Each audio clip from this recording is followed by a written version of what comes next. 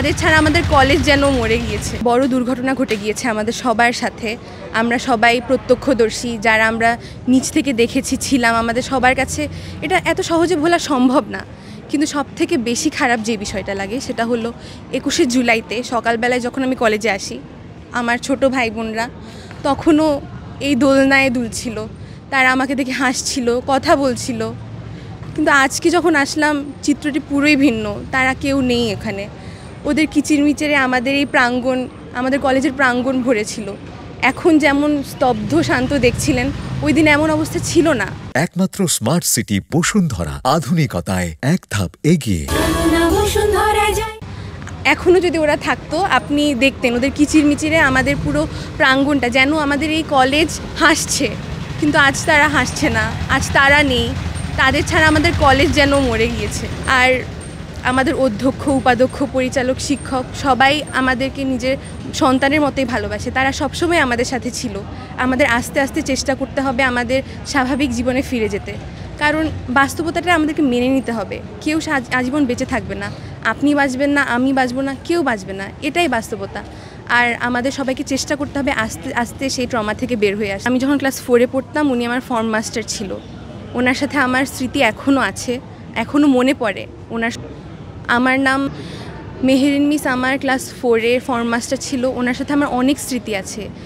In fact আমি 5-6 এখন পর্যন্ত উনি বেঁচে থাকার কালে কখনো কোনো সমস্যা হলে ওনাকে ফোন দিয়ে আমি ওনার থেকে সাজেশন নিতাম যে মিস কী করা উচিত।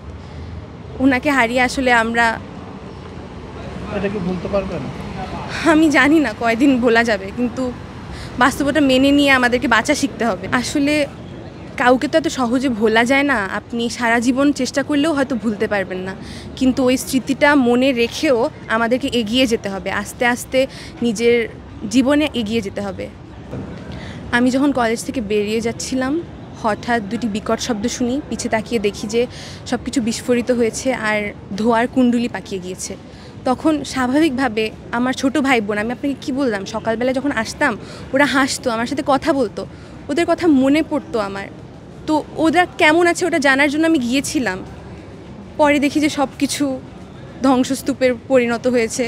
ওরা অনেকে পড়ে গিয়েছে, অনেকে এসে আমাকে বলছিল আপু বাঁচাও, কিছু করো।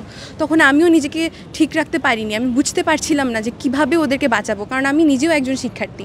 তখন ভাবলাম ওদেরকে নিয়ে আমাদের এমআইতে নিয়ে যাই, কিন্তু তখন আমাদেরকে আমাদের শিক্ষক যারা ছিলেন বা আর্মির লোকরা, তারা বললো যে এখানে তাদের ভালো ব্যবস্থা হবে না, ওদেরকে নিয়ে হসপিটালে নিতে।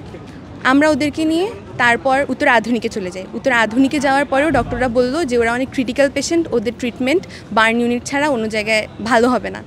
তখন ডানে বামে না তাকিয়ে আমরা ওদেরকে নিয়ে বার্ন ইউনিটে নিয়ে যাই। এটা তো স্বাভাবিকভাবেই যে কোনো বাচ্চা থাকলেই তার কাছে খারাপ লাগতো। ইনফ্যাক্ট আমি যখন ছিলাম, আমি প্রত্যক্ষদর্শী ছিলাম। আমার পরিবারের মানুষ ভাবছিল যে আমার কিছু হয়েছে কিনা। পরবর্তীতে যখন তারা জানতে পারলো যে আমি হসপিটালে আছি বাকি আমার জুনিয়র ভাই বোনদেরকে নিয়ে, তখন তারা একটু স্বস্তির শ্বাস নিয়েছে। কিন্তু তাও তারা সবসময় চিন্তিত ছিল যে আমি কেমন আছি বা আমার ভাই বোন যাদেরকে নিয়ে গেছি তারা কেমন আছে, কারণ আমার পরিবারের বেশিরভাগ সবাই এই প্রতিষ্ঠানের থেকে পড়ালেখা করে গিয়েছে। আমি তো এখনও চোখ বন্ধ করলেই মাহিয়ার কণ্ঠ, ওর চোখ, মাহতাবের চোখ, ওদেরকেই দেখতে পাই।